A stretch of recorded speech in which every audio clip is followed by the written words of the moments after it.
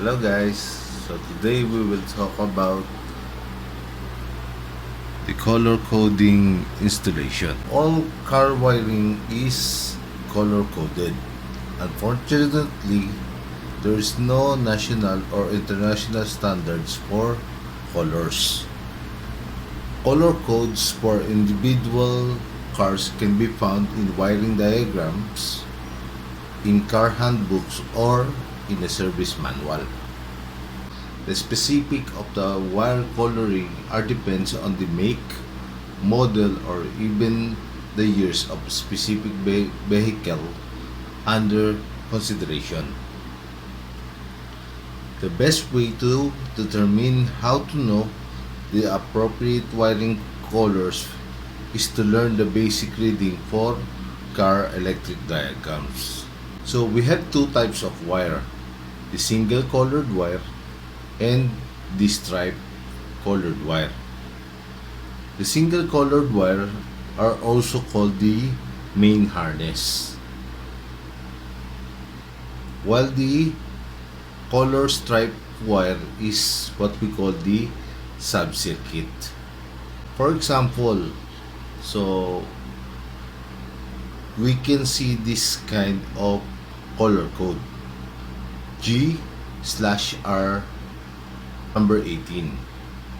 So what does it mean? So G for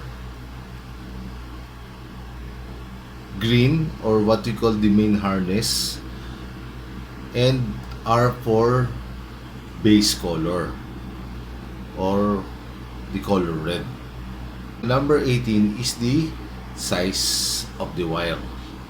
So we have here the example of the stripe colored wire. So number 1, you can see the stripe colored wire. So the color red and the color yellow. The color red is the main color. The color code for red is R, and for yellow is Y. That's why the code for red and yellow is R/Y. For the second wire, so we have the color blue and white. So the color code for blue is L, and for white is W.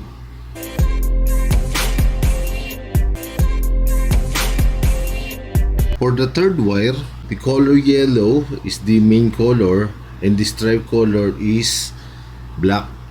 So that's why the color code for this kind of wire is Y/B. So letter B symbols used for black, and for blue is L. And the last one is the brown and red. So the color code for brown is BR, and for color red is R.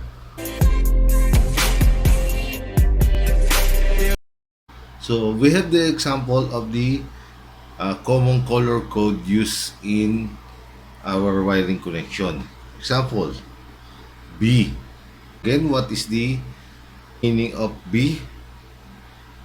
Correct? That is black. For W, white. For R, red. For G, green. For Y, yellow. For L is blue. For O is for orange. For BR, for brown. For LG, light green. GR for gray. P for pink. SB for sky blue. V for violet. and S for silver. So what is the purpose of this color code? This color code have different uses. So for example, the color B. So what is the purpose of the color B? For identification. So or what we call the color black. So color black commonly used in starter circuit and for body ground or grounding. So white for charging circuit and the source circuit. R for lighting circuit. Example, headlight, brake light, and these are the common uh, color code for a lighting system. G for signal circuit. So example, turn signal, hazard warning light, and the horn signal. Y for instrument circuit. Example of instrument circuit are odometer, ammeter, gauges. So these are the example of the instrument circuit. And the other colors, so such as blue, orange, brown, light green, gray, pink, SB or sky blue, and violet are for wiper and other circuit. But the most common color for wiper are the color blue. We said before that we don't have any international or national color code for this wiring connection. But we follow the color code for Toyota. So for ignition switch, so we have two terminal, the common and the ACC. So common in our past wiring connection, if you remember the B and ACC for ignition switch. So ignition switch uses color code. We replace the symbols for ignition switch in color code. So for turn signal, you can see that all terminal for turn signal start with the letter G. All the turn signal light or wire colored green. Common for turn signal is GW. For left signal is green with black. And for right signal is green with yellow. So for tail light, the common is white with black. And for traveler, so this is what we call the traveler, the second terminal. So for taillight switch is the LG or the light green. So for park light is the common for park light is white with black, and for traveler is red with white. For low beam is white with black for common, and for traveler is the R. For high beam is the common for high beam is white with black, and the traveler is R with yellow orange. So if you will notice, the common of taillight, park light, and low beam all white with black. So actually we have only two wires for common for taillight,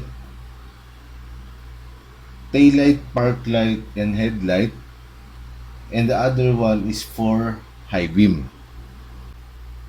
white with black. So the thin white with black and the thick white with black. So the thick white with black is used for high beam, and for horn is green with red. So you will notice that we only have one terminal for horn. What does it mean? So it means the other terminal, or what we call the traveler, is connected already to the body ground. That's why we only use one terminal. So that is the color code for Toyota. So how to test the color code to steering column? So number one is use tester or conduct continuity test. So you can use the what we call the analog and the digital. So any multi-tester, you can check the continuity of the wire, whether it is analog or a digital. Then turn on the ignition key to ACC. So to make sure that all the wiring connection from the battery flows up to lights. Then turn on the selected switch. For example, we need to find the turn signal. So we need to turn on the left or the right signal.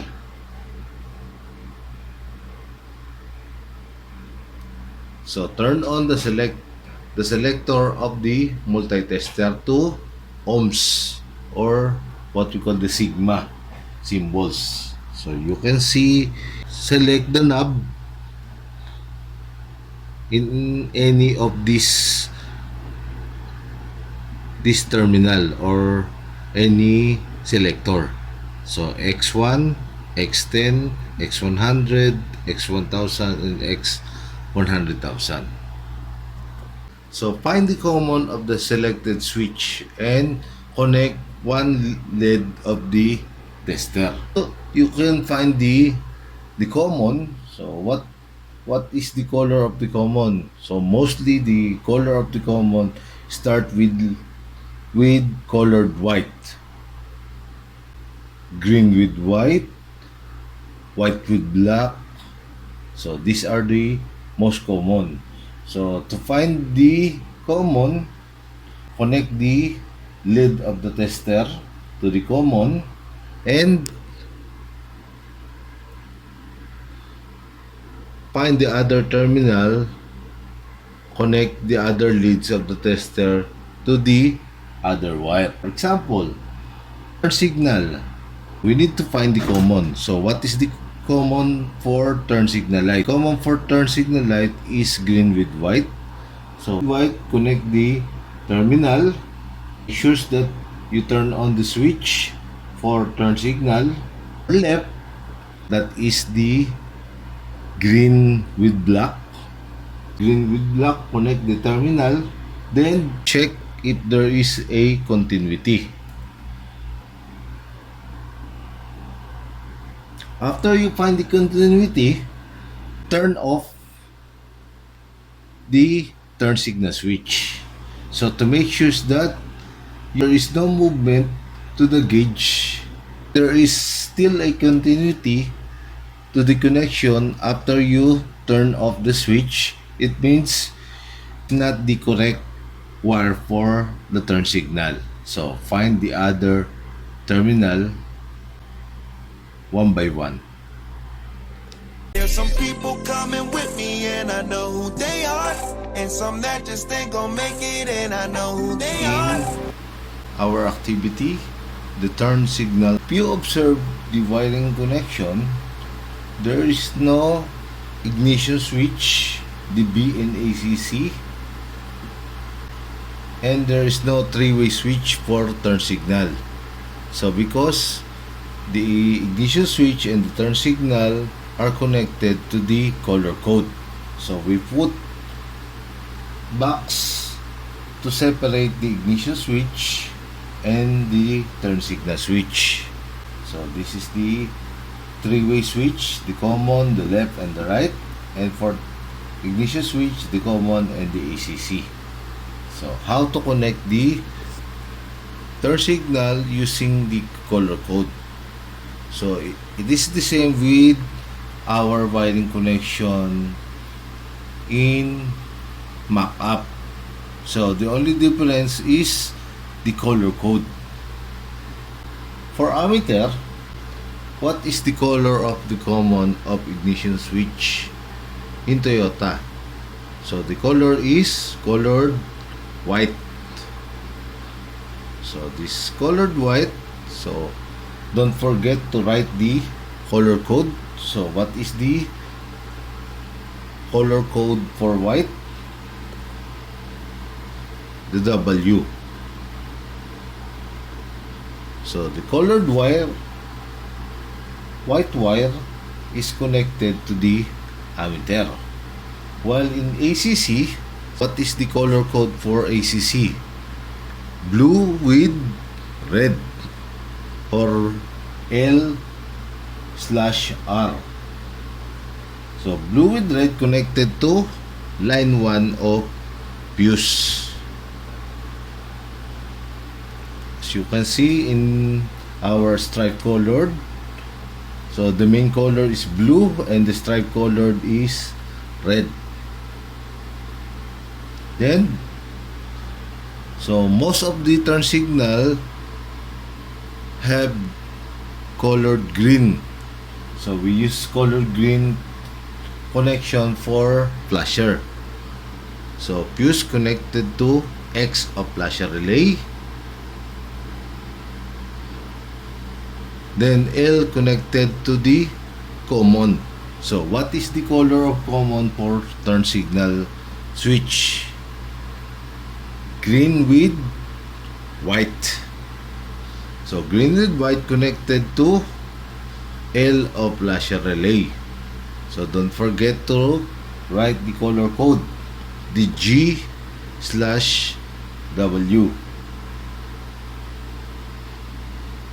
Next, for left signal, so what is the color for left signal? Is green with black.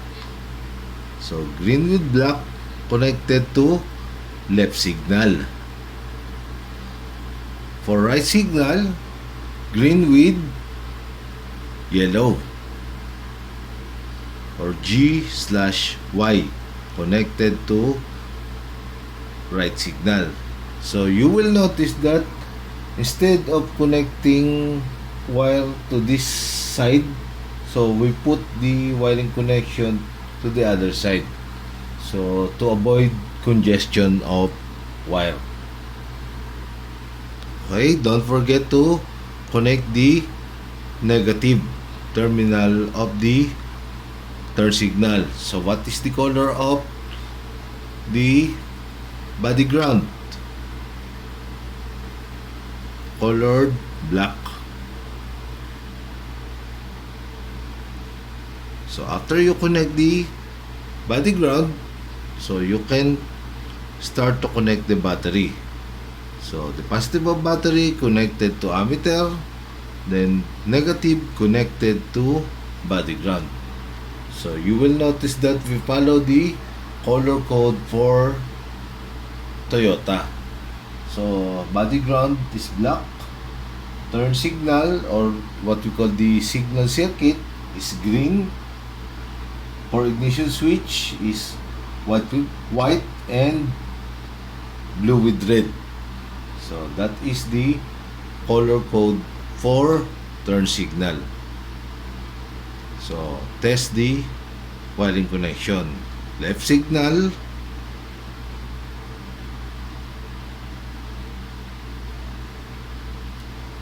and right signal.